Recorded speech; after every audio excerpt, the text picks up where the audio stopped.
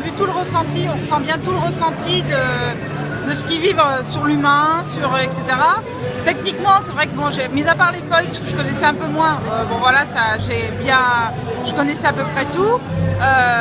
Bon, voilà, sinon, vraiment le ressenti de chacun, l'humain de chacun, ce qu'ils vivent, comment ils le ressentent, etc.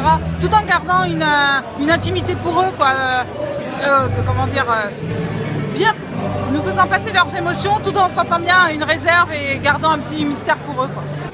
Après, bon, là, Alessandro, il est toujours le même, quoi. Voilà.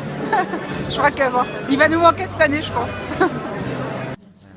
La question qui semblait taboue au départ, c'était le montant du budget. Et j'avoue que là, quand même, on a eu des précisions et que c'est assez surprenant.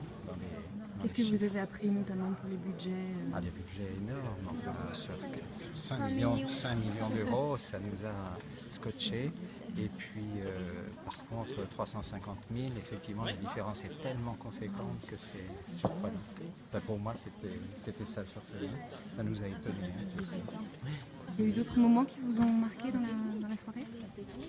Tout ce qui est de la technique. La technique nouvelle, là. Oui. Je ne sais pas comment ils appellent. Les feuilles. Oui, c'est ça. Et puis effectivement les questions que se posent quand même les skippers, de savoir l'avenir de ces courses, avec toutes les questions techniques qui sont mises en avant, mais aussi les coûts etc.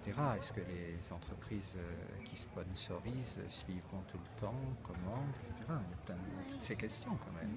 J'aimais bien quand ils se faisaient des vannes entre eux, par exemple. Enfin, ils savaient ce que les autres avaient vécu et du coup ils jugeaient. Et après, ouais, quand ils racontaient vraiment les passages qu'ils avaient vécu. Je le trouvais cool parce qu'on a vu que ce sont des normales personnes qui font ce voyage et qui ont aussi une vie normale comme nous et qui parlent comme nous.